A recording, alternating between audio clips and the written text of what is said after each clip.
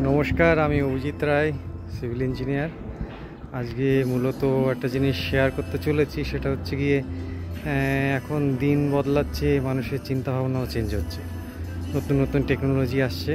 তো সবাই দেখবেন এখন ছাদে টব টব বসাচ্ছেন, বড় বড় ড্রাম বসাচ্ছেন, তো গাছ লাগানোর জন্যে। তো আমিও ওরকম একটু প্ল্যানিং করেছি আমার নিজের ছাদের জন্যে। তো দেখুন, শেয়ার করি।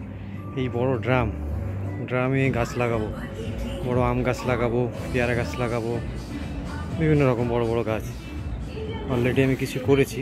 তো এগুলো করতে গিয়ে আমি যেটা ফিল করেছি, যেটা আমি অলরেডি কনসিডার করেছিলাম নিজের বাড়ি করার সময়, সেটা হচ্ছে এইগুলোর জন্য লোড আছে, কিন্তু এটা হিউজ একটা লোড আসে। এই লোডগুলো কিন্তু কনসিডার করতে হয় ডিজাইন করার সময়, না করলে পরবর্তীতে সমস্যা হয়। হ্যাঁ, তো তার জন্যে আমি ভাবলাম যে একটু শেয়ার করে দিই, যে আপনারা যখন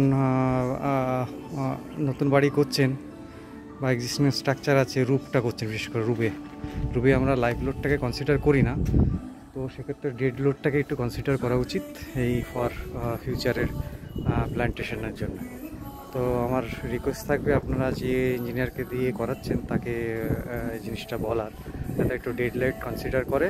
তাতে কি হবে, ছাদের থিকনেসটা বেড়ে যাবে, এই বিম সাইজটা একটু বেড়ে যাবে, কিন্তু সেটা কিন্তু আপনার ভালো হবে। বুঝতে পেরেছেন? আপনি হয়তো ভাবছেন তখন খরচা হবে, কী করার দরকার, কিন্তু না, আজকে আপনি ভাবছেন, কালকে আপনার ফিউচার ভাববে, আপনার পরবর্তী জেনারেশন ভাববে যে না, একটু গাছ লাগানো দরকার। তো প্লিজ আপনারা এটা একটু কনসিডার করে করবেন, তো ভালো হবে। এবং চেষ্টা করবেন যে সমস্ত হিউজ লোডের ড্রাম বা বড় বড় যেগুলো বসাতে চান টবগুলো, সেগুলো বিমের উপরে রাখতে, ছাদের যেখানে নিচ দিয়ে বিম গেছে তার উপরে রাখার চেষ্টা করবেন, ভালো হবে। নমস্কার, থ্যাংক ইউ।